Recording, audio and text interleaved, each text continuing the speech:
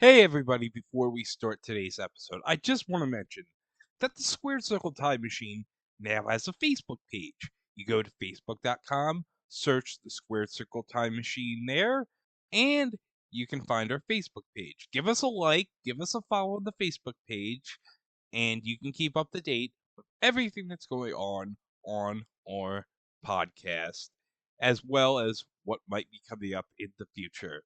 So that's all you need to know. Go to the Squared Circle Time Machine on Facebook, search for that, and give us a like. Now, let's get on with today's episode covering the July 3rd, 1982 episode of Georgia Championship Wrestling. Hi, this is your old pal, Bill Teich. And I'm Liz Wickersham. I'm Bob, your announcer, looking extremely dignified. Join us every Sunday morning for the lighter side. We have madcap merriment. And silly stories. Also some interesting interviews. And some great voiceovers from the Lighter Side Announcers Couch. Shut up, Bob. Tune in to the Lighter Side's 4th of July special with guest Kenny Rogers.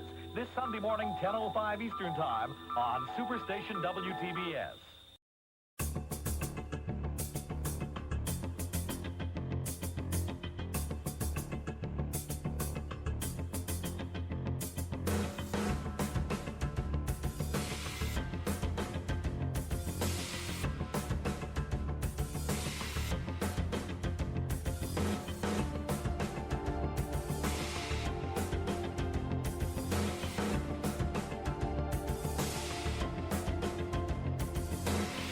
Well, folks, it's been a long time. We're back. It's me, Greg, with Dane here on the Squared Circle Time Machine. As this time, we're going to go all the way back to this time in 1982, where Atlanta was preparing for a big super show for 4th of July. The day before on an exciting episode of Georgia Championship Wrestling on WTBS. And we're going to have a lot of fun watching this episode. We're going to have a lot of nostalgia back to the early 80s when we're watching this. I mean, we weren't around for this, so we got to enjoy this. You get to see a lot of names that you would later on see elsewhere and doing different things. And then you see things that are wondering why they never went anywhere else. Well, I suppose we should start by talking about. Now, I know I promised we wouldn't be talking about any current wrestling during the summer, but you know what? F it, because I really want to talk about this. Our old friend, Phillip Brooks, apologized to the country of Saudi Arabia. Oh, good old Pepsi Phil. I mean, on one hand, I've always held to the truth that if you're going to be a dick full-time. Don't cave into it because of your principle. Don't cave into due to money and stuff like that. But on another hand, it's like, you know what? Maybe it's a sign of a little bit of maturity. I mean, I've said some horrendous shit in my days too, and not to the extent that Phil did, castigating an entire nation like Saudi Arabia, which deservedly needs to be looked at. But here you are with a company that's still about a few more years left in a 10-year deal to run shows there, and it's like you're kind of put into a precarious situation. I mean, it's not as bad as like with when WCW went to North Korea that one time, and then that Scott Norton apparently calling North Korea a boring place on the phone to his wife, and almost apparently being arrested by Korean police and probably only took a few bribes from officials to make sure they didn't end up like in some Korean gulag. Yeah, I'm sure Eric or Sonny Ono or Antonio Inoki, they had to hold some favors to avoid that. Oh, yeah. Well, wasn't it great to see Charles Robinson run down again only to get beaten up by John Cena? That was the highlight of that match, was wondering, like, okay, so if Seth is going to be cashing in, where's the ref? Oh, here comes running Charles Robinson, and he just got pounced the F out by Cena. Thankfully, Charles Robinson gave us a tweet saying he's alive, so that's good to know that he's about 60 years old, and he looks in phenomenal shape, and he can still do a run like that.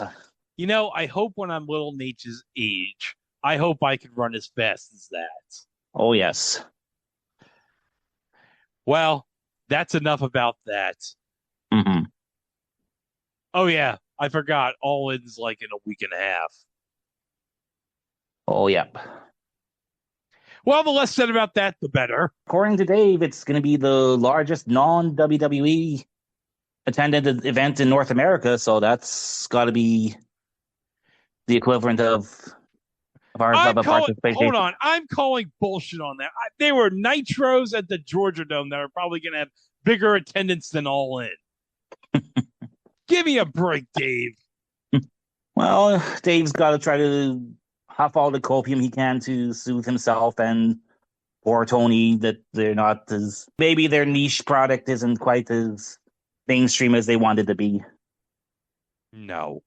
I mean, you got Bailey going on the NHL draft, help introduce the second overall pick for the San Jose Sharks. And then what do you have going on in AEW with their people? I think I talked about this a little bit with Scott Criscola last night because we taped Wrestle Tracks for Place to Be Nation regarding TNA Slammiversary 2007. And we were kind of discussing, because remember when they were using like some of the Tennessee Titans players early on in TNA? Yeah. And they got like Pac-Man Jones and all that. Yep. It's like AEW just really cannot take advantage of sports the way WWE does. And I think that means that I think they're hamstrung because I think Tony's dad owning an NFL team kind of hurts them. Yep. Because it's not like you can advertise, hey, Joe Burrow's here in this Cincinnati show. Oh, wait, we have to play the freaking Bengals in 3 weeks. Yep. So, yeah. Although I will suspect that Tony will probably try to get Travis Hunter to appear on an episode of AEW just so he can claim he has a Hunter on AEW TV. How petty can... I mean, I thought Vince was petty, but how petty can Tony Khan be? Let's finally get to this. So, we're back to covering Georgia Championship Wrestling again, and this time we're in 1982 on July 3rd from the good old WTBS studios at Techwood Drive. So, I'm going to put on the little video here. I'm going to have the audio a little muted here. So, we're going to see the opening right here. And this is like a really cool opening. Yeah. I saw in the comments there in the opening sequence there, apparently you can spot a very young Terry Bollea there in somewhere in the, probably when he was down there is Terry Boulder. Yeah, hold on a second. I'm going to be playing it real quick. You see like Dusty with like his hands up here and and all these images and such. And then hold on one second. If I can pause it real quick. There it is, 14 seconds of the video. Yep, 14 seconds. Terry Boulder. Yep. Wonder if he ever made anything out of his life. I love this like shot of this dude in a full Nelson here at 19 seconds. Yeah. And yeah, Georgia Championship Wrestling. And we got good old Gordon introducing us from the TBS studios without Roddy Piper, because I believe Gordon said that Roddy was suspended. Yeah, I think that's what he said. And then there's Dusty Rhodes, like I think I mentioned towards the end of the last episode. He's got like a looking like Andy Capp there. Like he's got the British cab driver's hat on. He's got sunglasses on. He's just looking old dapper. I think he's going to talk to us here about some stuff. Yeah, let's play this promo here. But right now, the American Dream himself, Dusty Rhodes, has returned to Championship Wrestling, and welcome back. You know, Gordon Solie, they said for 5 weeks, Dusty Rhodes, they've been around. Muraco been out here talking about it. And a lot of people been telling Dusty Rhodes, say, you ain't hungry no more. Say, all of a sudden, you ain't hungry. You had it so quick, got it so fast, you ain't been hungry. You ain't got the eye of the tiger. I got myself a new nutritionist, a new physical fitness man, my main man, Kevin Sullivan, taking me from 280 to 245 in a matter of months. I'm ready. I'm going to win the World Heavyweight title. I'm going to win the National title. I'm going to win the Tag Team title. And I'm going to take Muraco, drag him around the ring like it should be dragged around the ring. Just last week, right here last week, say Dusty Rhodes is dead. They left me for dead. Well, Daddy, I ain't dead. I ain't dead. The American dream is living proof that you can get it done. Hungry is the word. Eye of the tiger is the word. The American dream, Dusty Rhodes, Muraco, Ole Anderson, Rodney Piper, Ric Flair, Bob Backlund, John Studd, Gordon Solie, whoever wants some of it, come and get it, John. Well, you're not going to find me looking for any of it, that's for sure. But if I... Okay, I have a question. Yes. What qualifies Kevin Sullivan as a nutritionist? Maybe he studied kinesiology there at Old Boston College. I don't know. I think he would have been at University of Vermont, because I think when they did the varsity club reunion thing at Stargate 99, I think he was wearing a University of Vermont shirt. Okay, yeah. But he said, I'm going to win the world title, I'm going to win the national title, I'm going to win the tag title. Well, hold on, Dusty. You can't win them all at once. You can try, but it's going to work exactly easily. Okay, coming up next, Sonny King pits his Samoans against Barber and Jackson. But meanwhile, we have our favorite thing of this episode is the old 1980s commercials. Oh, yes. We get this ad for the Star about Princess Di's baby, because Prince William would have just been born at this time. I think so, yeah. I love this headline up top here. Why Linda Carter kicked out her perfect husband. And then what is this? We have this dog, and then it makes this weird transition to this guy? Yeah. Probably just one of those pets that look like they're humans and vice versa. Yeah, probably. Oh, we got Frankie Valli in the Four Seasons commercial. All the hits. Big Girls Don't Cry. Walk Like a Man. Bye Bye Baby. Ooh. $8.98. $8.98. 8-track and cassette. I can't believe they were still making 8-tracks in 1982. I can vaguely recall even some commercials like for still like kind of the same idea that's advertising like cassettes or 8-track or LPs for and the same idea. But I think by that time it was more LPs and cassettes than anything else. Okay, now we're gonna go to Gordon interviewing the manager of the Wild Samoans, Sonny King. Now, Dane, you had no idea who Sonny King was, you told me. No, I didn't. I had to look him up on Wikipedia and learned actually back in the early 70s, he was a one-time WWWF tag team champion with Chief Jay Strongbow, and they had beaten, I forget the other person, but the champions they had beaten, one half was King Curtis Ayakea, better known as the Master from the Dungeon of Doom.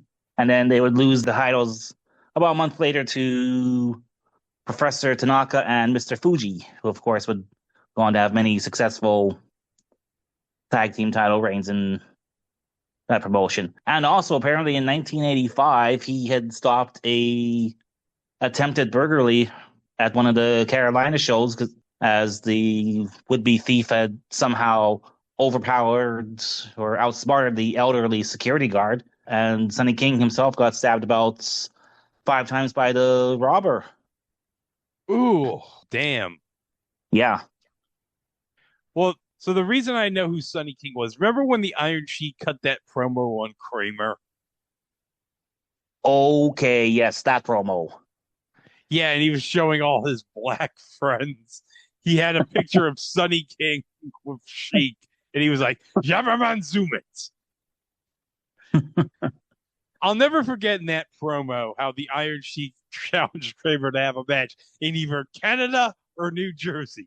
It's like, I'll wrestle you in Canada, Kramer, but if that doesn't work, New Jersey, that's fine. Okay, let's go to Gordon with Sonny King. Sonny King is on his way to the ring with his Samoans. His Samoans are there ahead of him, facing the team of Jackson and Barber. Gordon, I just stopped by to tell you that I took my animals up in Yankee country. And I'll tell you exactly what the results are. The whole South Sea Island is sending me congratulations. And what to say, Gordon, is doing whatever you're doing out here and do it right. God, what I'm doing is getting the job done with the Samoans. And Gordon, just watch it. and I'll tell you in a minute exactly what it's going to be about. Fair enough. Sonny King, the manager and mentor of the Samoans. Let's go to the ring now. Okay. You have some questions here about Sonny. Yes. Why is he trying to be Black Kojak? Because he's got himself a lollipop. He's got himself some sunglasses. I'm thinking more he's some kind of cross between, like I said, Kojak and even Hawk from Spencer for Hire. Yeah, even though Spencer for Hire doesn't premiere until like 86, 87. Yeah. But he does look a bit like Avery Brooks. Yes, he does. Oh, man. Well, you mentioned Kojak. I kept expecting like Kevin Thompson to show up as Crocker. But I think this is the time when he's starting to show up on Knots Landing as Mac McKenzie. So it's probably a bit occupied right now. Caca! Oh, speaking of doing this match is the guy who I said when we did the Omni show was referee Gary Ewing. Yeah, he's back. Is this the first match that where we get his name dropped as well too? Because I think he's got the best / worst name for a referee. Scrappy McGowan is Gary Ewing's actual name. And I made actually an amazing discovery while looking up Scrappy McGowan. Mm-hmm. He did a high spot shoot with Dr. Tom Pritchard and Tommy Young a while back. Oh, wow. Yeah. I'd be getting later on in the years to go down the road. It'd be like getting Nicholas, the 9-year-old tag team champion with Braun Strowman, with Timothy Thatcher and Santino Marella? Yeah, Santino Marella doing a shoot interview together. Let me see. I got the cage match for this episode. Okay, the Wild Samoans are facing Mike Jackson and Randy Barber. So this is your typical Wild Samoan squash here. Yeah. They just beat the shit out of these two. Yeah. And unusual to see because I've always known the Samoans to be managed by Captain Lou Albano. So seeing them with a different manager and even just seeing them in different territory is just mind-blowing. Yeah, just think about how weird it would be if you were in WWF country and you had WTBS. Mm-hmm. Okay, so now we're going to go back to Gordon here. Yeah. And I want to take a couple of moments right now, as you can hear, quite a response and quite a welcome for two gentlemen that I'm going to bring to the mic side at this time. I'm referring, of course, to Mr. Wrestling number 2 and Tommy Wildfire Rich. And gentlemen, welcome aboard. Gordon, thank you very much. It's a pleasure being here, needless to say. But, you know, we have one thing we are aiming towards, and that's tomorrow night. You know, tomorrow night is the Omni. The Omni tomorrow night is going to have a lot of excitement. Superstar, you and I, we're going to see if you've got the guts or the power you talk about many times. A mental transaction thing with you, well, let me tell you something. You're going to have a mental problem when it's all over with me.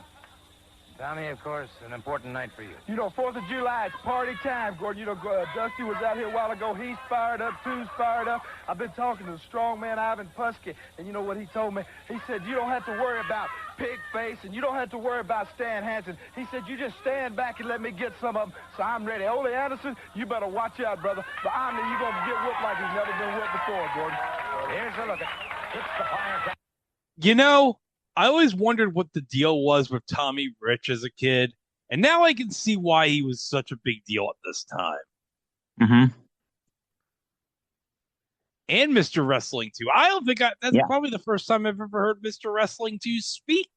Yeah, I think. Now, is the superstar that he's facing, is that the Masked Superstar, or is that some other just generic? It says the Superstar right here. Because I'm going through Gordon's rundown of the card right here, and it says the Superstar versus Mr. Wrestling 2 at the 11-12 book. By the way, I want to mention that this upload was courtesy of the Retro Wrestling Archive. If I can give them a shout out here for uploading this on YouTube. So you just go through the rest of the card right. Okay, Muraco against Rhodes. And then we got The Samoans against the Freebirds. Holy, that would have been. Oh, I would have that would definitely been, gone to see that. Yeah. That's kind of a dream match right there. Yeah. And I'm assuming the Freebirds are going to be the faces in that because. Well, yeah, because they're Georgia boys. So Yeah. obviously, the Georgia people are going to all side with the Freebirds. Yeah. Oh, Texas Death Match. Big John Studd against Leroy Brown. Mr. Saito against Kevin Silver. Super Destroyer against Tom Pritchard. Matches begin at 8:30. For ticket info, call 577-9600. Wonder if that number's still available. I wonder if it's like the Wink Martindale Nick at Night hotline for the Alfred Hitchcock Presents. Somebody's been sitting on the line for 35 plus years. Someone calls like, sorry, you're 43 years too late. I don't even think is the Omni even around anymore in Atlanta, or did they? They tore it down the late 90s, and it got the Phillips Arena, which is I think is now State Farm Arena. Yeah, State Farm Arena. Yeah, where the Hawks play, where the Thrashers used to play, was in. Yeah, and apparently now, third time's a charm, I guess, because apparently Gary Bettman wants to put another team back in Atlanta. So good news for Canada. We'll be getting another Canadian team in about 5-10 years if he goes through that. Why does he hate Quebec City so much, Gary Bettman?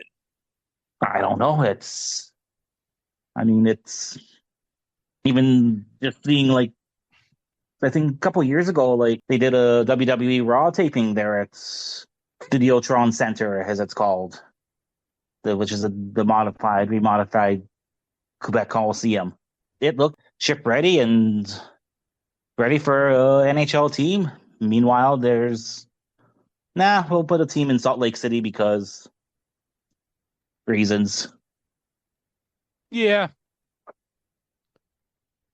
Okay, we got a Freebirds promo, which I can't play because there's Freebird at the start of it. Yeah, they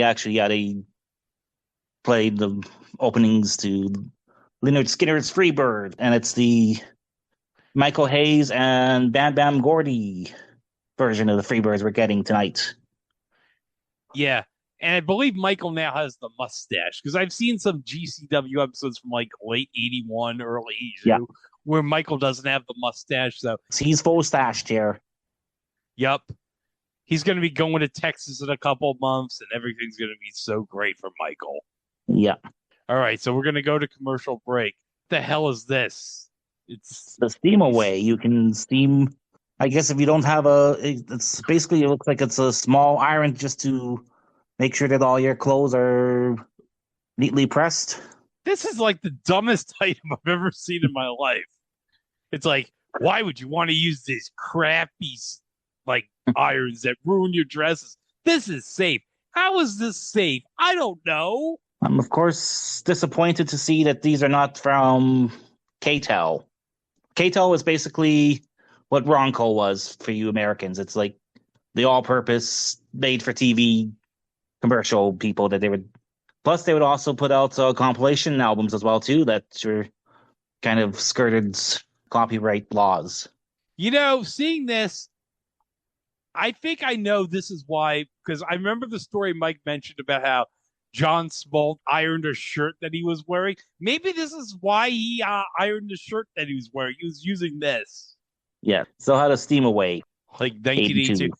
Yeah, it's from Atlanta, Georgia, so that's probably why. He probably got like a steam away, like on clearance or something. Yeah. Okay, we're going to go to the ring here. We got Paul Orndorff against some guy named Carl Styles. And he's not very stylish, though. No. I would rather see him wrestle Ryan Styles. Can we describe what Carl Styles is wearing here? He is just wearing a straight red double-strapped singlet. And that's it. That is it. That's not that impressive at all. Meanwhile, we got Buzz Sawyer watching because I think he's facing Orndorff at the show tomorrow. He's just looking on intensely, wearing that blue bandana. So needless to say, of course, Paul's going to get the win here against this jabroni. This is like 1982. Nobody had competitive matches on free TV. No. it comes through. It's all just enhancement matches for the stars, and then promo for, speaking of promos. Oh, yeah. We're going to have our big feature main event for the Omni right here in this promo.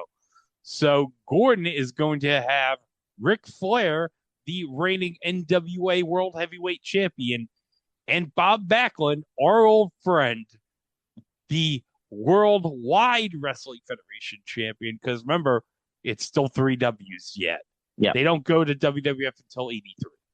So let's go to Gordon with Rick and Bob. Rick's going to be cutting the promo, and then Bob's just going to sneak in, and then he's going to cut it. So here we go. I'd like to make one announcement at this time, if I may, that you may have noticed that one Roddy Piper is somewhat conspicuous by his absence today. And I must report to you at this time that Rod Piper has been suspended at this time from appearing on Championship Wrestling. As I get more details, I was just given that information and nothing further. So as I get further information, I'll let you know about it. And right now, then... Just to let you know, I think that applause is for Rick and not for the suspension. So it could be both. I don't know. But who knows? Yeah. All right, let's go to Rick. It's my pleasure to have with me the NWA World Heavyweight Wrestling Champion, Ric Flair. And in a moment, I hope to have on the other side of this podium the Worldwide Wrestling Federation Champion, Bob Backlund. Interesting note on these two gentlemen. Although Mr. Flair is not, I don't believe, originally a native of Minnesota, you're making your home in Minnesota and went to the University of Minnesota. And Bob Backlund, of course, is from Minnesota. Well, that's right. Something that people all around the wrestling world have been waiting to see is finally going to be determined. Just who is the greatest world champion, Bob Backlund or Ric Flair? Because we're from Minnesota, because they both have great amateur backgrounds, has nothing to do with it. He's the Worldwide Wrestling Federation champion. I'm the NWA Heavyweight champion. I say I'm better. He says he's better. In a day or so, we'll find out. Bob, obviously, this is a matter of paramount importance, I think, to wrestling fans the world over. A confrontation, first time ever, between two men of your caliber, of your championship qualities. And I would have to imagine that regardless of your professional experience and background or of Mr. Flair's, that there has to be just a little bit of a butterfly working around inside. Oh, sure. Anytime you get something like this together, it takes a lot of hard work and a lot of determination. And I respect my opponent very, very much. He works very hard at what he does, and he's got the NWA title. I've got the WWF title, and when we clash, I'm going to give it 100%. I like to win. I know he's a competitor, and I'm looking forward to getting to the ring with this man. I think there should be only one champion in professional wrestling. It's been decided in a lot of other sports. The Super Bowl, it decides the champion in football, the World Series in baseball. In just about every sport, there's only one champion. And I think this is a great thing to happen in professional wrestling, where us two are going to meet in the middle of that ring. Well, it's like he said, the AFL, the NFL, in baseball, they do it. They bring the two best together every year. Well, we're bringing the two best together once and once only. And I think if you search your soul real hard, Bob Backlund, you'll admit to Mr. Solie and to all these people out there that right now you probably know who the real world champion is. Well, that remains to be seen, Gordon. I'm proud of where I'm at. I work hard at what I do. I spend a lot of time in the gym. I do a lot of traveling, and I don't like to lose. I like to win. It takes a lot of determination. I know he's a tough man, but when we get into that ring, I'm going to forget about all that friendship, all of anything. When that bell rings, it's going to be out there to win. Well, thank you so very much. I think some extremely heavy comments from both champions, and certainly when these two meet, it has to be an all-time classic confrontation of two of the greatest champions, I think, this nation and this world has ever known. We'll be back. Well, I think that really sets up the match for tomorrow at the Omni. Oh, yes. Kind of surprised, because I haven't seen too much of early babyface Ric Flair champion stuff. So this seemed very calm and subdued for a promo. But this is coming off as just the respect. I mean, compared to like about 15 years or not, or even 13, 14 years later, he's on Nitro screaming at Bischoff and scaring poor Pepe and Mongo there, and Mongo just shaking his head at Flair ranting and raving. I don't think Rick truly becomes Rick until, like, I guess maybe until Crockett buys the 605 time slot. Okay. So he doesn't become the Rick we all know well No one enough. loves. Yeah. I thought Bob was very good in that promo. Yeah. I mean, yeah, it's again another, because you basically got your two top baby faces of your company, and they're facing off against each other, and they're about respect and wanting to see who really is the best of the best. And I mean, there again, of course, I think Bob becomes a much better promo in 93, 94 when he loses his mind and starts ranting about never eating marijuana and he's never sworn at his kids. Now, hold on, Dane. Could you imagine if we had in 1995 Crazy Rick against Crazy Bob? Oh, that would be almost as awesome as we got seeing, I think we got both versions of it almost with Crazy Rick and Crazy Kurt Angle doing the woo-off, and then even later on in TNA with Jay Lethal and Ric Flair. I would say the greatest segment in Impact history, the Ric Flair Jay Lethal promo war. Because even at the time, I loved it. It was so great. Okay, what is this? We got a board. Oh, someone kicked it, the board. Punched through like a watermelon of some sort. Oh, Ginsu! Ginsu, no, it's Ginsu too, Electric Boogaloo. Oh, it cuts through everything, Dane. Yes. Cuts through those branches, cuts through that tomato. It's easy to use. You can use it to tenderize your porterhouse steak, and you get two of them. Yeah. And best of all, Dane, it has a 50-year guarantee to work. 50-year guarantee, so... Right now, you'd be on year 43 of this. Yeah. 7 more years to see if they don't crap out on you. Could you imagine if it was like year 49 in 2031 and they finally broke and someone called Ginsu, assuming they still exist, and it's like, I guess we gotta send a replacement, give their money back. Okay, let's see who Gordon is interviewing here. Oh, he's interviewing Stan Hansen and Ole Anderson. Oh, yes. Okay, so let's go to Gordon. Pardon me, the magnificent Muraco in action. And we'll take a moment right now to talk to the World Tag Team Champions. They've been pretty well having things their own way of late. However, there are forces coming against you now, including the Polish strongman Ivan Putski, that may upend or derail your train. You know, all week long we worried. We were just scared to death. We were looking, where's Tommy Rich got this guy? Where's he hiding?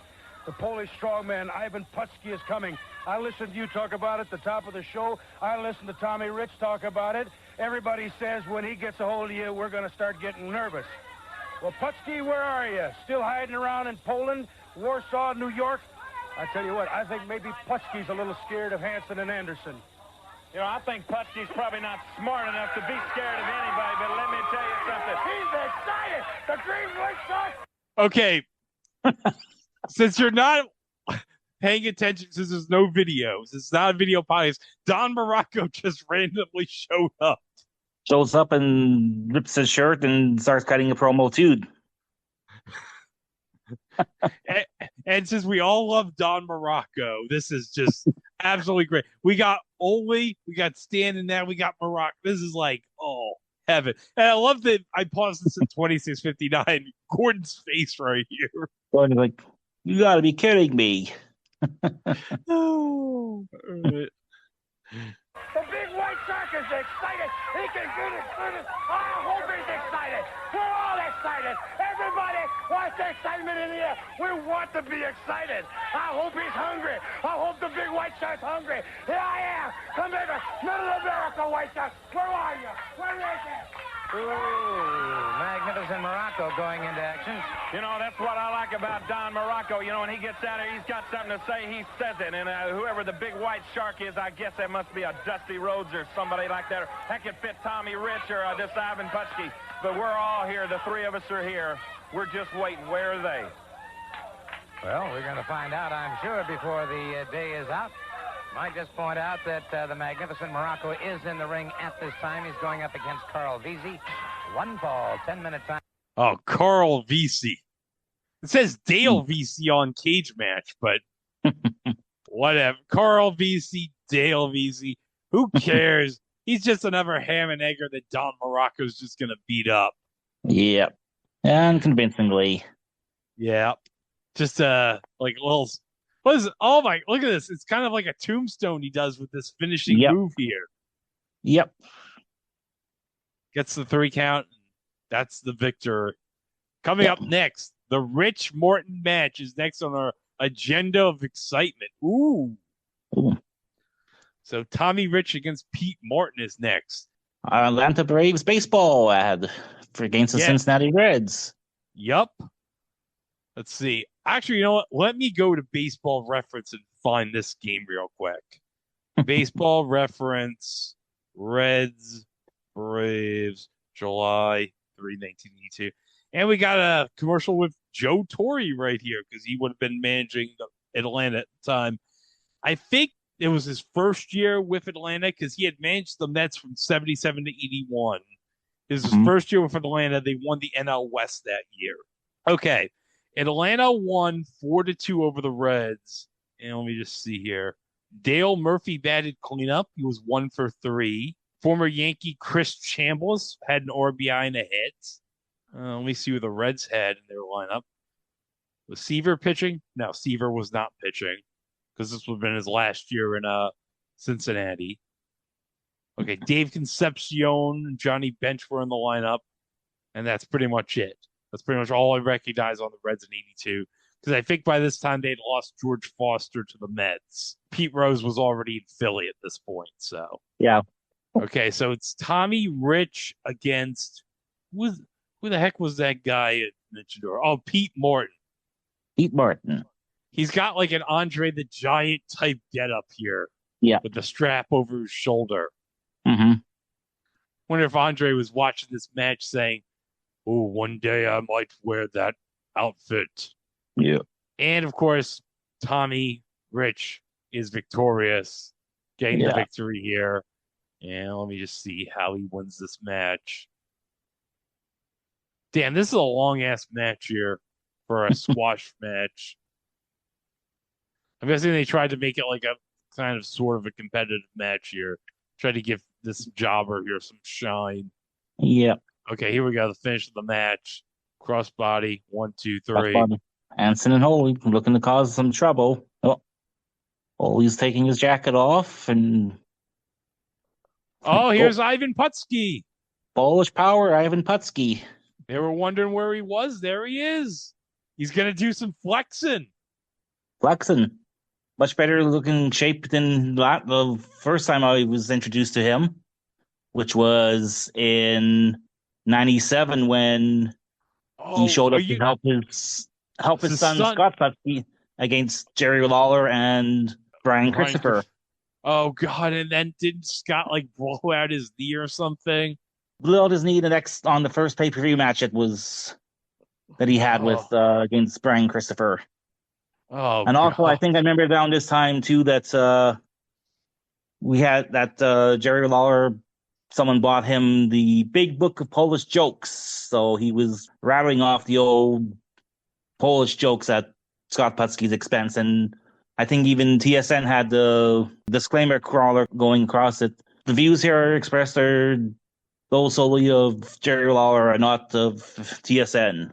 Probably some good, strong Polish communities here in Canada, probably called the CBSC, which is the equivalent to your FTC in the States, or FCC, I should say, and complained that they didn't like the Polish jokes from Jerry Lawler. Well, that's typical of Jerry causing trouble. Yeah. Okay, Gordon's running down the card here again. I don't think we talked about the top matches. So, yeah, Flair, the NWA champion, against Backlund, the WWWF champion. Mm-hmm. Ole and Stan Hansen against Tommy Rich and Ivan Putski for the World Tag Team Championship. And then for the national title, Paul Orndorff against Jimmy Superfly Snuka. Well, Dane, he hasn't done that thing yet in Lehigh Valley. So, actually, Dane, I'm going to be in the Lehigh Valley next week because me and the family were going to the stadium where the Lehigh Valley Iron Pigs play because you know the Savannah Bananas? Yes. Okay. The spinoff team they play against, the Party Animals, are playing a game there. So we're going to see the Party Animals next week in Lehigh Valley. Oh, wow. So I hope to see like all the exciting places that the WWF went to in that area in like the early 80s. I'm hoping like I could show some pictures and like send them to Ian Riccaboni and say, hey, Ian, do you know what this is? Well, Gordon's with Tommy and Ivan, so let's go back to Gordon. Strongman to my left, Tommy Wildfire Rich to my right. And Mr. Putski, it looks like you have a capability of restoring order in a hurry. That's right. You know, Tommy Rich told me about these guys. They've been going around bullying everybody around here. Yeah, I said bullying. Well, I'll tell you what, Anderson and your partner, Stan Hansen, you got a man here now. You can come bully me all you want, because I ain't running from you or your partner. Now I should know Dusty randomly. A wild Dusty appears. In his black shirt and his Andy Cap hat. Yeah. You want a little action? Well, you got some. You're going to have your hands full. Polish star, baby. Jeszcze Polska nie zginęła. The Polish power has arrived. And we're going to July party time. That's right. The Omni, Ole Anderson, Stan Hansen, they going to get theirs. The dream's ready to...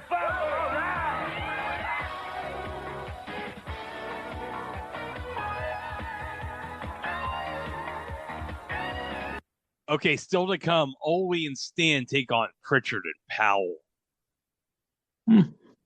I'm curious, is Polish style better or not as good as Izzy style? Yes! I was going to make an Izzy style joke. Get your tickets at Cleveland State now because they've only sold 400 tickets. Jesus. That's going to be...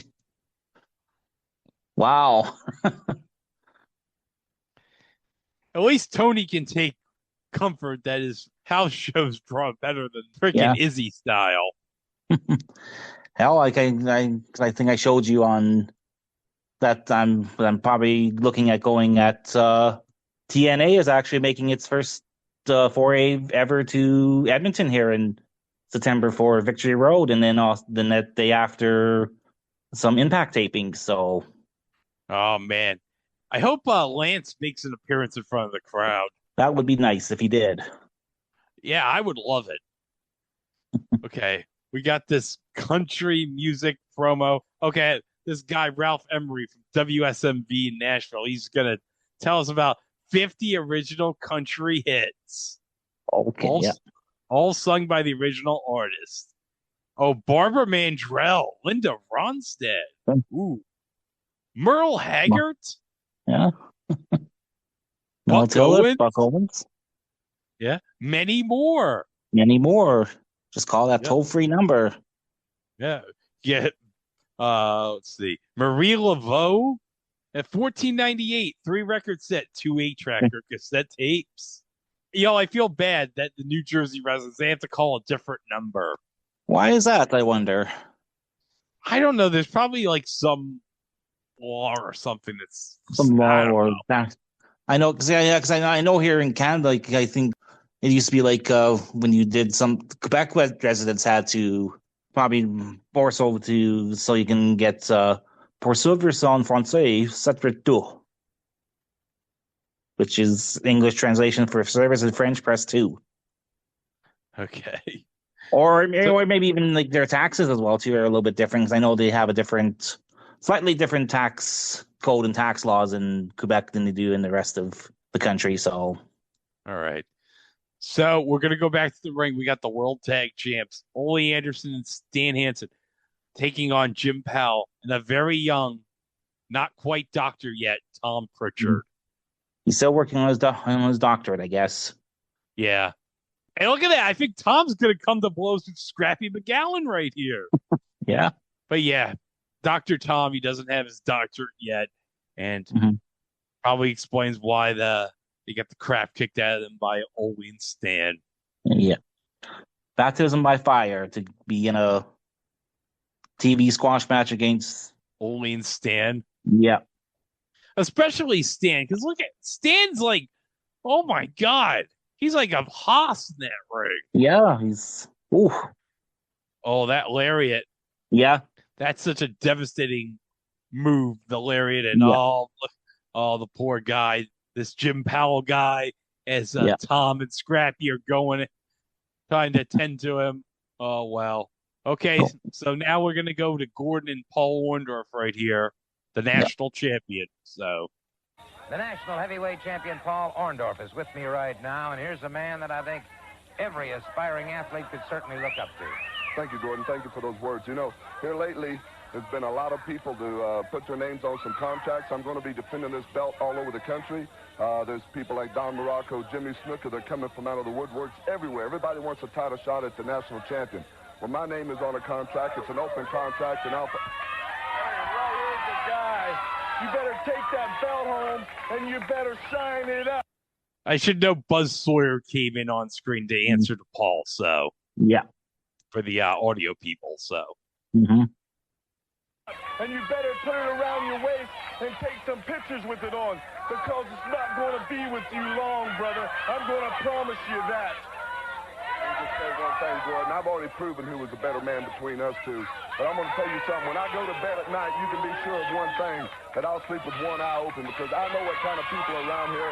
These people around here, they're out to hurt people. People like Ole Anderson, you just saw Stan Hansen, they just went out there and tried to hurt those people. And I know what to do in a case like that, because if I have to, and it boils down to that, I can hurt some people too. Well, I can certainly attest to that, because I've seen this man in action all over the country, and Paul Orndorff has indeed well-deserved the title of the national heavyweight champion. But as you said a moment ago, though, you're remaining constantly on guard, because Sawyer, Snuka, some of these others are the kind that would jump you from behind. That's very true, and you got to keep those eyes open. You got to keep watching around these corners, because they're nothing but a bunch of snakes, cockroaches. As far as I'm concerned, they're the type of people that will not face you face to face like a man. That's the only way they can do any damage, is when your back is turned. Thank you, Gordon. Thank you, Paul Orndorff, the national heavyweight champion, and turning now to the ring, Mr. Wrestling #2, moving out against the Golden Boy, Chick Donovan. Oh, yeah, Mr. Wrestling 2 against Chick Donovan right here. Oh, yes. So this match, I believe this goes, because the time limit is like at the end of the hour. So they're battling the clock here, trying to beat the match, because if it doesn't end before the top of the hour, it ends in a draw. So it's kind of like sort of the, do you remember when Impact was first on FSN and they had the Fox box? Yeah. And they had the time limit in the corner of the screen. Yeah. That's kind of like that, because you see right here, it's kind of like a game show where they would have like the they got the countdown going down. Yeah, so it's down to like 10 seconds here. Chick's going for a move here, and I'm guessing this is kind of like a spine buster here by Mr. Wrestling 2, sort of. Yeah. And pins him 1, 2, 3 with 3 seconds left on the clock, and Mr. Wrestling 2 gets the win. And now we go into the top of the hour at 7:05. Top of the hour. Yep. Hour 2 of Georgia Championship Wrestling. So we get the intro again. Do, do, do, do, do, do, do, do, do, do, do, do, do. Okay, coming up next is, we already know TBS. It's Georgia Championship Wrestling. But after this, Motor Week Illustrated. And then This Week in Baseball with Mel Allen. And then we got the Reds and the Braves. Okay, it's all coming up on WTBS. So, okay, so if it's 6:05, they would have played a game at like That can't be right. So let me look here. Let me go back to that baseball ref.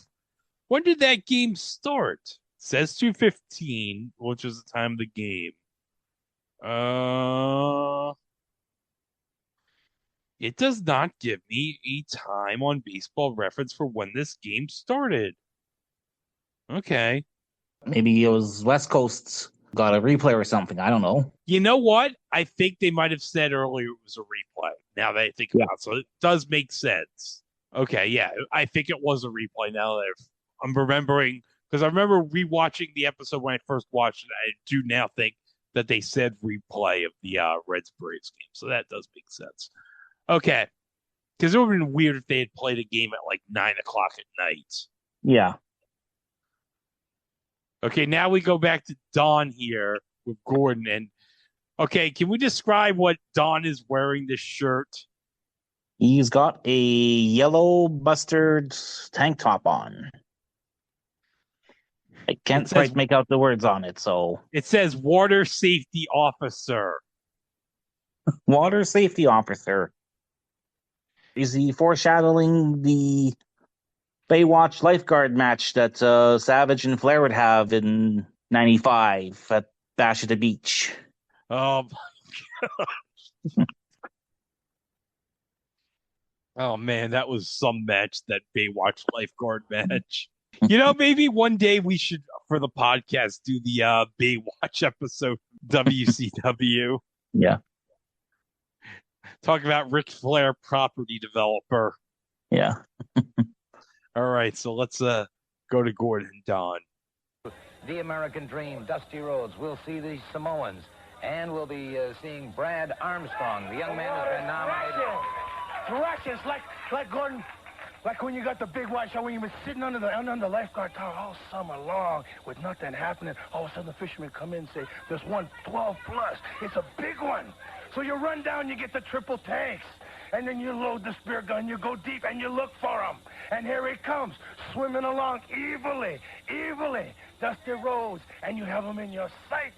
You're looking at those eyes bulging out of the side of his head. Bulging! And then you wonder, are you looking for the shark, or is the shark looking for you? Dusty Rhodes got his bag full of bull ropes. Got his meanness. He's angry. He's got his eye back on the tiger. Because he knows. He knows. He's watching now. That's why he won't come here. That's why he won't come on the set. He's been tomorrow, see. 4th of July, see. He's going to have to come. He's going to have to come. He's going to have to look. He's going to have to look, and I'm going to have to look into his eyes, too. And I've been waiting. $5,000 don't mean nothing to get in the Rhodes ring. There go a strange individual on the magnificent Muraco. We have a match upcoming. A strange individual, huh, Gordon? That's the understatement of the century. I have a feeling that Jaws was to Don Muraco what Rocky III is to John Moxley, in that they're both influenced in making their promos and booking strategy based off those movies. All right, so we have the Freebirds here. They're going to be taking on Dale Vesey, who's doing double duty tonight, and Pete Morton's going to be doing another match. So I'm guessing they're going to get double pay here. And we got a new referee here. Scrappy McGowan had to take a break, I guess. I think this is Nick Patrick. Oh, wow. Because I do think that Gordon mentions that Nick was refereeing. Oh, wow. So I guess he looks quite young here. Well, young and thin and not without the mustache. Yeah. Well, I think was his dad working for the office at this time? Because his dad was Jody Hamilton, right? I think so, yeah. Yeah, I don't know if his dad was working for the company for Ole at this point, but yeah, it's quite funny seeing Nick in a blue getup, considering that he'll be wearing blue in about 20 years for SmackDown. Oh yeah, yeah. Okay, so the Freebirds here, they get the dub over VC and the other Pete Morton. That's the other guy. This is quite a long match here. Yeah. Okay, let's get to the finish of this match here. So, let's see. Terry's gonna. Oh. Ow! Oh, Jesus. Can we describe the finishing move Terry used on the jobber? It's almost like a reverse, I would say. It almost seems like he's got him up for going for the Styles Clash, but instead does a tombstone type pile driver. Yeah, it's a reverse tombstone. Yeah. So, yep, the Freebirds get the ring, and look who's coming back here. It's Sonny King. Sonny King, who loves you, baby? Freebirds are champions. They could save themselves a lot of embarrassment by coming and joining my organization, see? All I want is the belts. They have the belt. So I'm saying to God, and you guys could save yourself an embarrassment by joining my organization, because without any doubt, you cannot touch my Samoan. You know that. Well, hey, I'll just tell you like we tell everybody else. You can go get Alpha, you can go get Sika. For all I care, you go get your mama. But ain't nothing gonna stop us, Sonny King. I know you and you know us. But we got them belts, and we're like rock and roll. We're here to stay. Go get your Samoans. We'll get it on now. Here, Michael. All right, y'all. Yeah, you're bad, but we ain't stopping. If you want it, you gotta take it. Gentlemen, I think it's a good time to call a halt to things before they get out of hand. We'll be right back. Coming up next, Sonny King pits his Samoans against Thor and oh god, I can't even pronounce. Giffen Akro? Yeah, something like that. So we got Samoans against a Norse god and some unpronounceable other name. Okay, we got this ice cream. Ice cream. This girl's got, I guess, early 80s Walkman, because those would have been new at the time. Yeah. Oh, Ice Creamery. Ice Creamery. You can make your own ice cream at home, like, apparently. Ice cream at home, Dane. That's... Yeah. How can you make ice cream at home? Well, they're showing you pour, mix, and chill, and finally churns away. Oh, you can put it in the freezer. Okay. Yeah.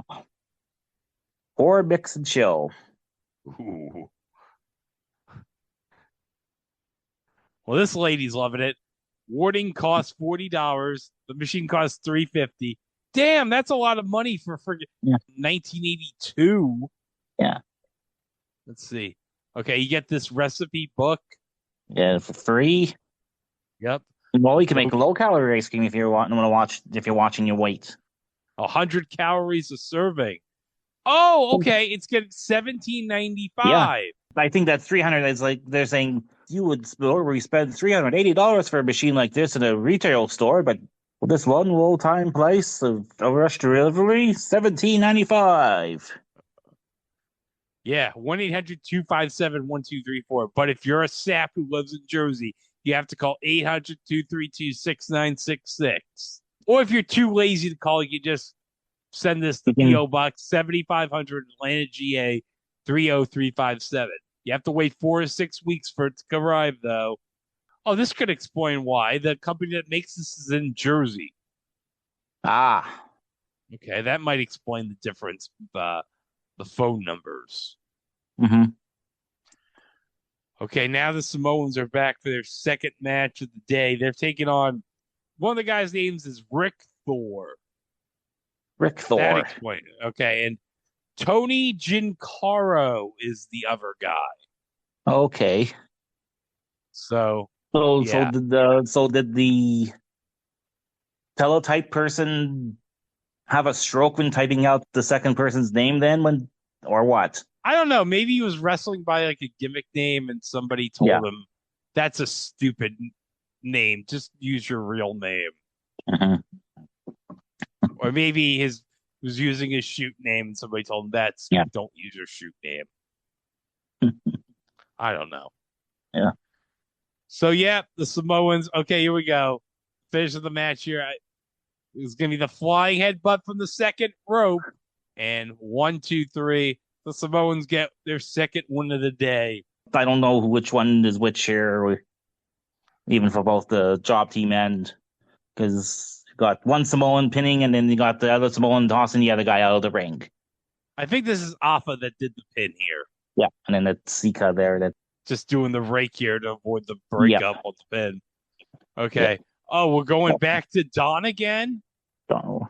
Wow, Don is just all over the place here. Everybody's all over the place. They got to fill these 2 hours somehow, I guess, because it's a holiday. They don't really have a full crew today. So, all right, let's go back to Gordon and Don. Well, yeah, the go home show for the Omni, so. Yeah.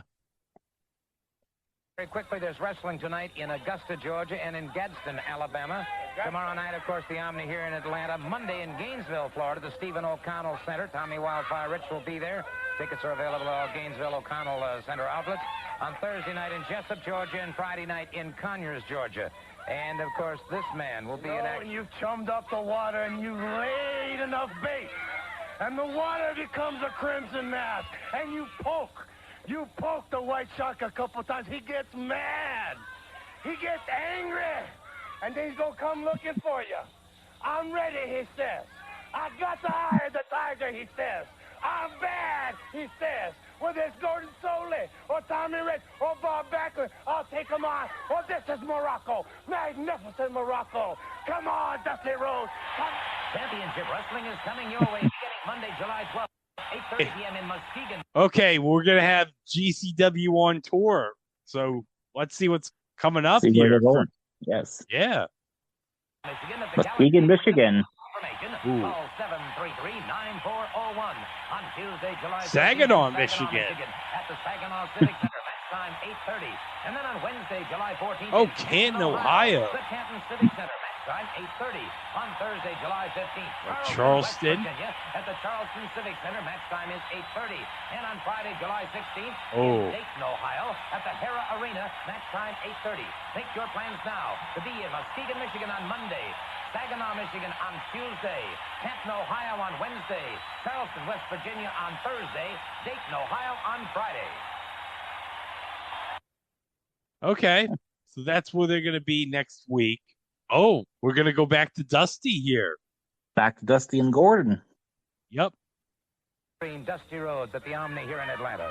Let me tell you what, Gordon, I got you out of attack. He's right. I am hungry. Muskegon all up on the tour. Big Mac and Dream Dusty Rhodes going to be there. Let me tell you about the Omni. You out here talking about how it's going to be. I walked in my house the other night, and in the darkest corner of the room was my lady. And I walked over and said, "What is it, baby?" I said, "What is it?" She said, "Don't talk to me." I said, "You want a new Cadillac car? I'll give it to you." She said, "No." I say, "I want a $1,000 bill." She said, "I say, I'll give it to you." She said, "No." I say, "You want a new fancy townhouse in Dallas? I'll give it to you." She say, "No. All I want you to do is stop dragging your butt in here half beat to death every night. You got to get hungry and got to get bad again." So I am bad again. You talk about shirts. You talk about ripping shirts, beating people to death, Jack. Go down on the mat. I want you to look up because I ain't laying back no longer. I ain't backing off no longer. I got the eye of the tiger, Daddy. Well, you can tell Dusty watched a lot of Rocky 3 and 82. Oh, yes.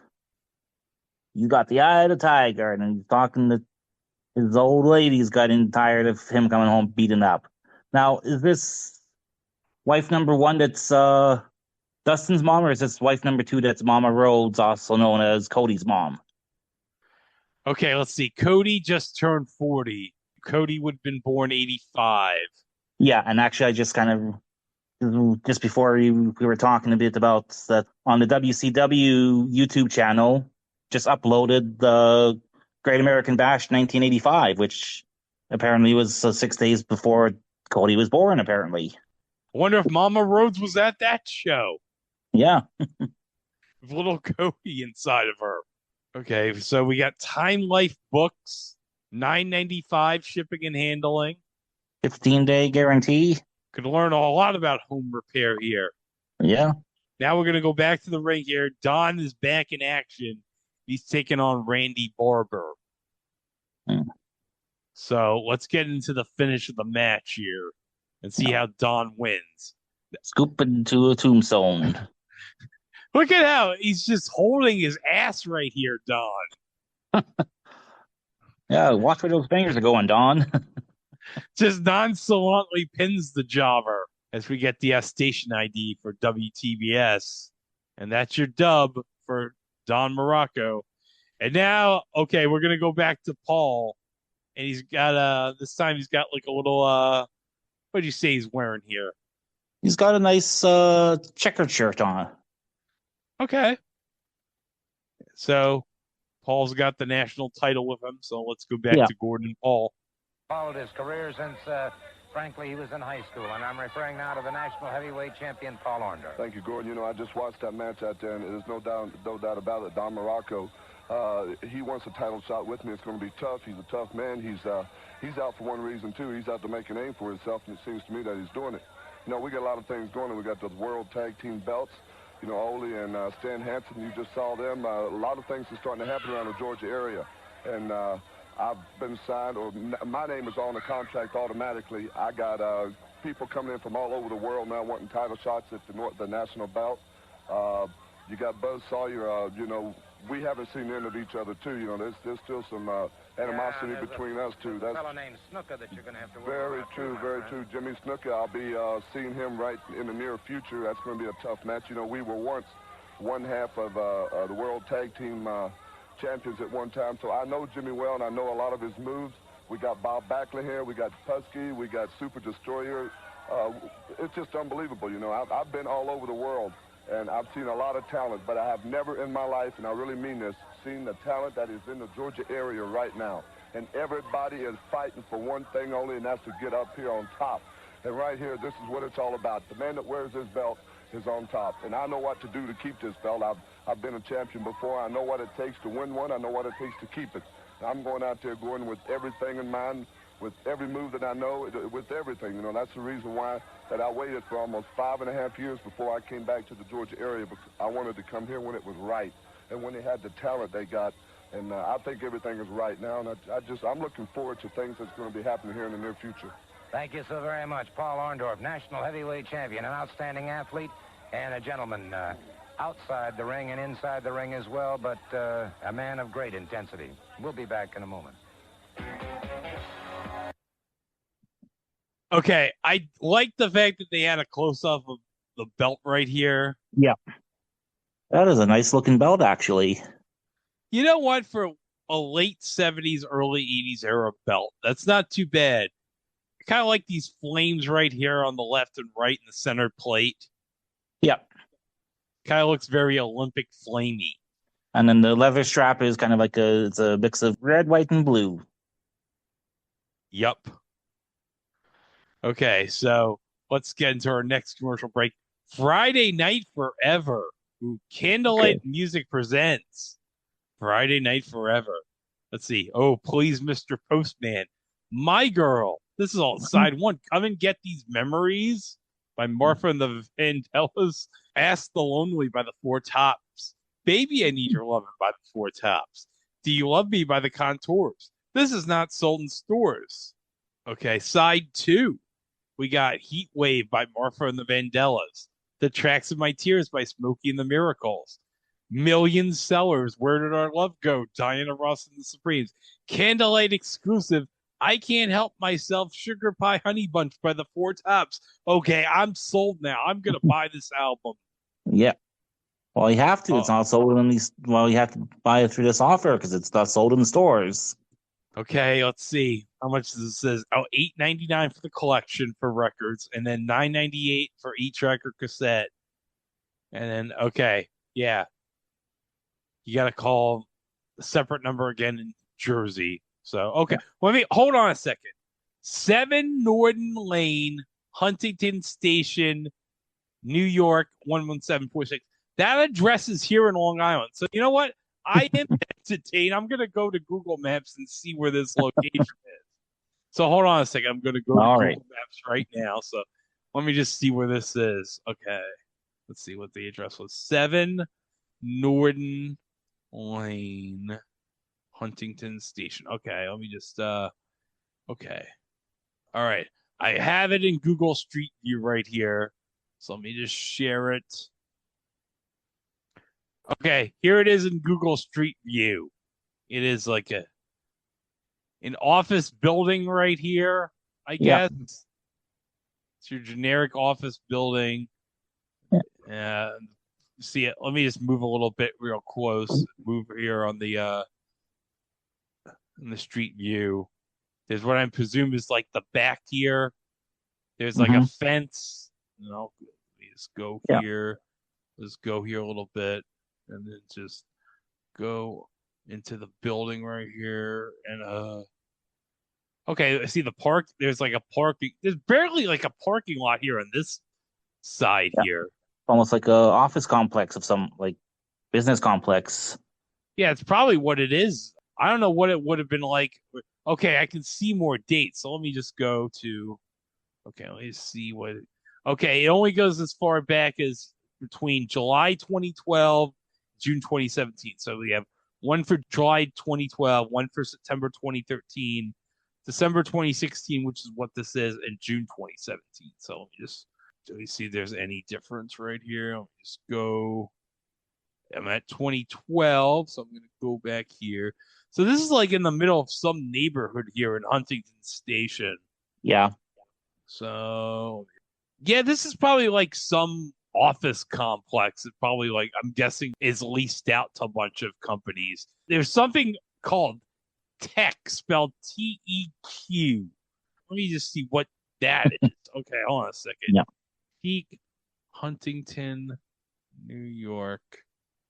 Okay, that's the company that has that building. Okay, let me just all right, I'll share that with you here. It's on the address here. So I have it in Google. Okay, it's Education in Huntington Station, New York. It's rated 2.7 out of 16 reviews on Google. So let me just click on this real quick. Tech, complete learning. Okay, so this is kind of like an education company. Okay, they probably make teaching. They probably make like teaching materials or educational programs and stuff like that. That's where the company is now. That's in the building that was advertising records back in 1982. Candlelight. Friday Nights Forever. Yeah, let me see. Candlelight Music Inc. Nothing shows up on Google when I type the name of that company, so. Oh, well. For all we know, it's probably some fly-by-night company that made these cheap-ass compilation records. Apparently, they must have had some money because they afforded that one Smokey Robinson song. Yeah, it was an exclusive for that album. Okay, so now Chick Donovan's back in action for the second time, and he's facing, our old pal Brad Armstrong. Oh, God. So, yeah, I think Brad has won Rookie of the Year because they mentioned that in a bit with they mentioned Bob. that in a bit. Yeah, after this match, we get a presentation about the Rookie of the Year with Bill Apter. So One of his Don't Call Them the Apter mags. I don't care, Joe. I'm still going to call them the Apter mags. And you know what I didn't realize? Because when I saw that in the OVP Facebook group, that Dave was there. And freaking Bill said that. That's just fantastic. Okay, so this is like a really good competitive match here between the two. Yeah. Okay, so here we go, the finish here. Oh, Schoolboy, almost. Schoolboy's Chick for the win. Yep.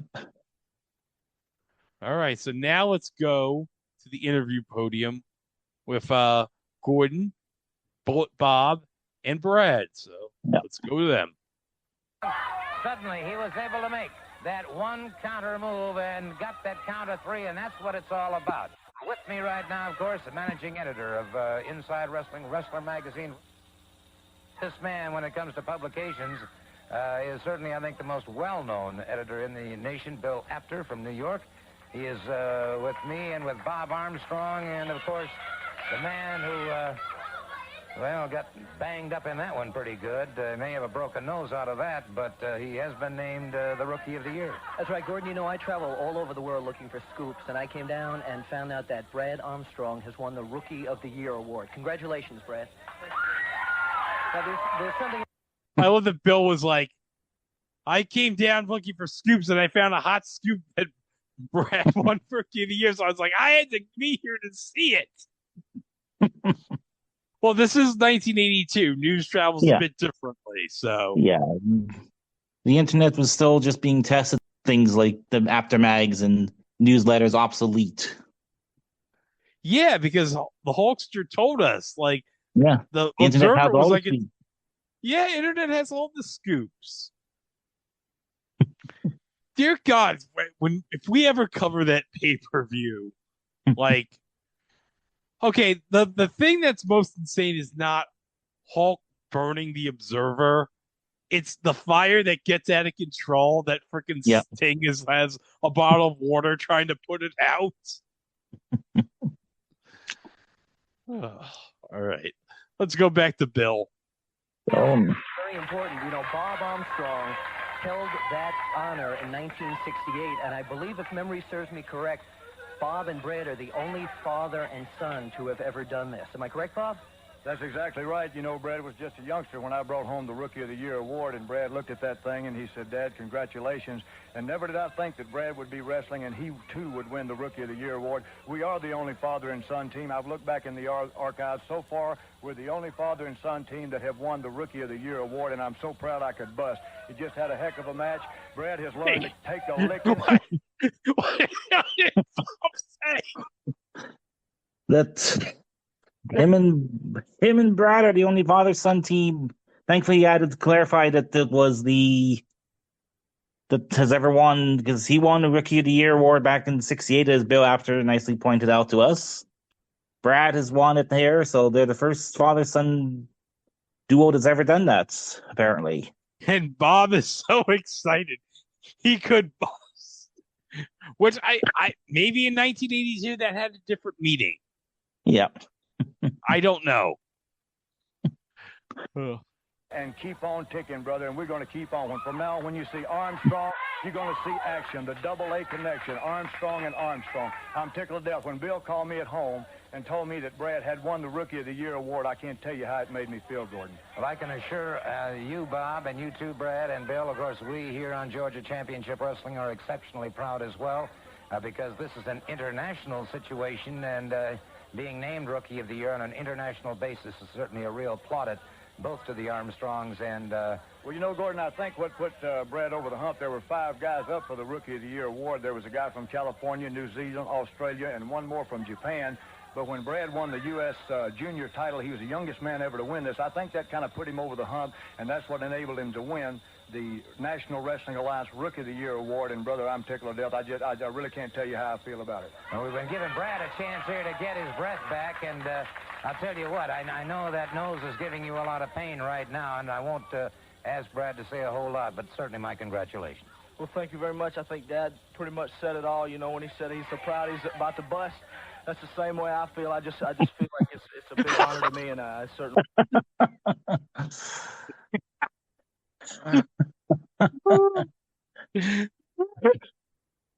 So Bob Armstrong basically invented the letting the pigeons loose and gooning. So now we have him to blame for why Taz said that all the time in TNA. Yeah. People's entrance. Oh. And also, by extension, Booker doing the Stephanie. Yeah. Well, at least to Booker's credit, it helped get her over for sure. Because, I mean, you got 15,000 people now doing it every time she does the Devil's Kiss. Yeah, so, I mean, we can give Booker credit. He helped get Stephanie over. Now that's like one of the most popular moves in the company. So, all right. So, oh, wait. And now he's got Blake Monroe now to swoon over. So, oh, yeah. Another troublesome woman to give Booker palpitations and or get in the doghouse with Charmel. Certainly appreciate it. I understand that they're going to present Brad with this award in later weeks with a big trophy like I have, and we'll put it in our trophy case right beside mine for 1968, his for 1982, and it'll be something we'll look the rest of our lives and be proud of. Well, certainly all of us are very, very proud, too, of the Armstrongs. And right now, of course, particularly Brad Armstrong. Bill, a pleasure to have you back here. Gordon, likewise. Thank you. Bill, after an outstanding individual, and, of course, we hope that all of you will be tuning in a couple of weeks. We'll have a very special presentation for Brad Armstrong. We'll be back with more action in a moment. Okay, coming up next, double match review. A look at the expertise of Flair and Backlund. Ooh. Oh. There's another special TV offer. A bamboo steamer? A bamboo steamer. Ancient Chinese secret. Wait, this is the Oriental Express bamboo steamer? Wait, so you're telling me Pat Tanaka and Sato made their own steamers before they were a tag team? That would explain almost the kind of restaurant-esque logo that the Orient Express had on their T-shirts. Oh yeah, it was very Chinese restaurant-esque. But you're gonna get this free gift if you order this bamboo steamer. You can just keep this. If you don't like it, you get free wind chimes. Free wind chimes. And a free bamboo salad ball. Yeah. A free bamboo serving set? $14.95. Bamboo. Oh, wow, that's actually, you get 4 things. And you get the standing steamer, you get the chimes, you get the salads, and the salad set. Man, $14.95. That's a steal for all that. Oh, yeah. Okay, so now we're going to go back to Gordon with Rick and Bob again to hype up the match for tomorrow. Now, Dane, we did see from the WWE Vault channel that more Omni shows are coming to the Vault channel. Yes. Now, I heard about this Omni show from July 4th, and apparently they did not tape the Flair Backlund match for political reasons, which is understandable, I guess. They didn't want to have, like, NWA or the WWF. They didn't want to embarrass Vince Sr., whoever the president of the NWA was. Maybe it was Geigel or somebody. I don't know. But man, I really would love to see this match. I'm surprised there wasn't like some stealthy bootlegger that would have like snuck in some kind of, mind you, this is 82, so how do you sneak in like a tape recorder? Well, they probably had film, so yeah. Maybe Super 8. Someone has Super 8 camera, maybe. Yeah. Let's go back to Gordon with Rick and Bob. Real honor to have with me the Worldwide Wrestling Federation champion Bob Backlund and the NWA World Heavyweight champion Ric Flair. And gentlemen, in just a couple of moments, we're going to take an opportunity to watch the two of you in action and some videotaped highlights of some matches. And Mr. Flair, of course, you acquired the NWA World title not too terribly long ago, but you have certainly proven beyond a shadow of a doubt that you're a fighting champion. Well, why don't you just say it the way it is, Gordon Solie? I beat Dusty Rhodes for the World Heavyweight Championship, and I've gone through them all. The Funks, the Briscoes, the Tommy Riches, the toughest competition that professional wrestling has to offer has come after this 10 pounds of gold, and thus far, the great one is standing here today. Well, of course, there's one man that you have never met in the field of competition, the Worldwide Wrestling Federation champion Bob Backlund, and that should prove to be, I would think, one of the classic matches of all time. I'm looking forward to it. You can feel the way you want to about Mr. Flair, but I know he's got a lot of ability, and I respect the man, but I want to beat him. I want to prove to him that I can beat him. He's got a lot of confidence, and I guess I can respect him for that also. It's interesting to note, and I think right now we'll do this. We're going to take a look at the two men in action. I think you'll get a better idea of why these men are champions, and yet with contrasting approaches and philosophies to the sport of wrestling. Let's go first and watch Ric Flair in action. He has co-professions. Okay, so we're seeing like footage of a match from Rick in Georgia. So yeah. Got some old footage here just showing how Rick competes here. And then we're going to go to Bob, and they're going to show footage of his title win in '78 against Superstar Graham right here. That's kind of a weird contrast because you're showing Flair basically in all his squash matches there in Georgia. And here you're showing Bob how he won the title off Superstar Graham. Yeah, but I think maybe this is to like show, because I think the Georgia audience is probably more familiar with Flair. They're probably not that familiar with Bob. Yeah. So yeah, show the finish. And this is like a weird finish of how Bob wins the belt here. He does like a running atomic drop, basically. And then, oh yeah, I forgot Billy put his foot on the rope. Where the fuck was Stanley Blackburn to reverse this in 1978? So yeah, Rick and Bob are hyping the match. It's may the best man win. Bob is trying to shake Rick's hand here. He offers his hand and Rick just walks away. Bob was confuddled by this. So Gordon mentions in the thing that Rick defeated Dusty for the belt in '81 in Kansas City, which is, at this point, Rick is in his first reign as NWA champ. I believe that match is on the DVD I just bought because Joe Dombrowski of the Pro Wrestling Library recently released a 3-disc DVD of like rare Ric Flair matches.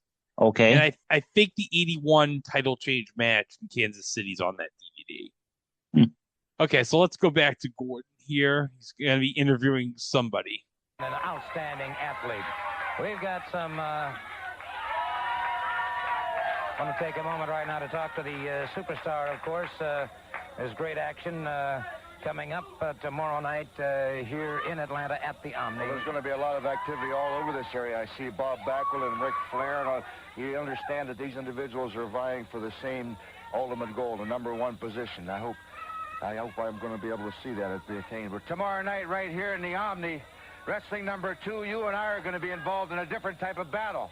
It's not going to be a wrestling match, and you're the one making the statements now that I'm running and sneaking up behind your back. I don't have to run up behind anybody's back. I'm going to come right down your throat. Right here tomorrow night, wrestling #2, the living legend is about to come to an end. Because I'm going to do everything in my possible power to take that mask off of your face, humiliate you, and kick you out of professional wrestling for good. Wrestling #2, I want you out of wrestling. I don't think there's any question. We want a lot of people out. The Omni, the big show, 4 o'clock. Okay, so we transferred from Mass Superstar to... Back to Ole and Dan Hansen again. Yeah, so we don't really need to play the rest of that. So, okay, let's see GCW on tour again. So this is after the Omni show. So they're going to be in Gainesville on July 5th at 8:30 at the O'Connell Center. And then what are they going to be next? We got July 10th. They're going to be at Huntington, West Virginia at the Memorial Fieldhouse. And okay, Columbus. Yep. We got another interview with Tommy Rich and Ivan Putski here. Mm-hmm. And then, okay, coming up next, today's last match, it's Mike Jackson against Tom Pritchard. Okay. What a main event that is. Yep. Okay, we got some old guy here who's hawking life insurance. Life insurance. No medical questions, no physical examination. Premium $6.95 a month. Well, this is 1982, so that's the equivalent of like $30. Yeah. Another promo for the replay of the Atlanta Braves Cincinnati Reds game tonight at 7:35. Okay. And then we got some kind of the lighter side. Yeah. I'm guessing some kind of local news infotainment program for TBS. Yeah, something like that. Kenny Rogers. Kenny Rogers looking guy there. Or if that is Kenny Rogers, probably. I don't know. That is Kenny Rogers. I think they're going to, maybe it's an interview about his roasters, his restaurant. I don't know. Was the restaurant around 82? I doubt it. No, it was, I know it was around in the 90s for sure, because. Yeah. Oh, we got a movie coming up on TBS. Ike the Warriors, Wednesday night, July 14th. You figured they would have it more on the closer to on the 4th of July. Because that'd be a kind of. Yeah, because it's Ike. Yeah, Ike. The Warriors. Yeah, we like Ike. Okay. Yeah. not quite Dr. Tom Pritchard against Mike Jackson. Mike Jackson. Not that Mike Jackson. No. Okay, so this goes the time limit, and it's a draw. So we don't really need to cover that, and that's your show, everybody, for July 3rd. So I'm going to get the Omni card from Cage Match right here, so let me run it down, okay? Okay. The Super Destroyer defeated Tom Pritchard in 11 minutes. Kevin Sullivan beat Mr. Saito in 7:02. In the Texas Death Match, Leroy Brown defeated John Studd by countout. In the National Tag Title match, the Freebirds defeated the Samoans. Oh, Don Muraco beat Dusty Rhodes in 49 seconds. There had to be some bullshit in that for it to only go 49 seconds. Oh, yeah, for sure. There's some shenanigans. National title, Orndorff defeated Jimmy Snuka by DQ. The Masked Superstar beat Mr. Wrestling 2. For the World Tag titles, Putski and Pritchard. Oh, not even Tommy Rich. Tom Pritchard had to be in Tommy's place. Oh. Probably some reasons as to why Tommy wasn't in that match. Yeah. Defeated Ole and Stan Hansen by DQ. And then for the Backlund and Flair, which I guess it was for both the NWA and the WWWF titles. Oh, wow. It ended in a time limit draw, I bet. Double count out. Oh, double count out. Okay. It's a good thing that the wrestling was a lot better, probably good at that time too, considered maybe. Because something like that today, if you had like your main event with ending in a double count out, you'd have the online community outraged. Yeah, pretty much. That was that Georgia Championship Wrestling show. So, I mean, it's not about the wrestling. It's about the promos and hyping the Omni show. Oh, yeah, exactly. Episode. It's a different style compared, like it's just different TV compared to today, even just. What would you say the highlight of this episode was? Definitely, I would say Don Muraco being all over the place and just talking about white sharks and wearing shirts that confirms that he's some kind of lifeguard and the wicked tombstones that he delivered. And yeah, he was my highlight. I like the part where Bob and Brad said busted. Bustin', yeah.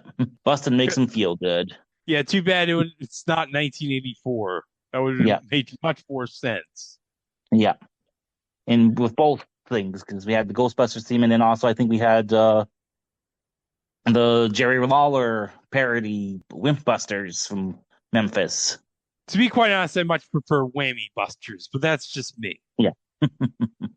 Well, that does it for Georgia Championship Wrestling from July of 1982. But Dane, in our next episode, okay, what happens when the champion of your promotion, Bolts, goes to the rival promotion and takes the belt with him? You basically try and either find a way to throw out the various cease and desist orders to get him to at least get the belt back, and if not in time, reward someone else with the title and get some kind of belt made hastily so you have something to give to him. No, you don't do that. You just declare the belt vacant and put it up for grabs in a cage match with the top two contenders. Well, that would have been my second choice, but... Well, on our next episode, we're going to go to Baltimore to cover the 1991 WCW Great American Bash. And for this episode, we are actually going to be joined by a guest, and it's going to be somebody who is actually at the arena for this show live. So not only are we going to have a guest, we're going to have the perspective of somebody who was actually in the arena. It should be interesting to... I have yet to watch this card myself. I remember years ago reading the Scott Keith review, and holy crap, does that sound like a mess of a show. Yeah. Well, we'll just have to wait for Harley Race to give us the signal. And we'll be here next time on the Square Circle Time Machine covering the 1991 Great American Bash. Right here on the Square Circle Time Machine. I'm Greg. That was Dane. Have a good rest of your day, everybody. We'll be back here sometime soon for Great American Bash 1991.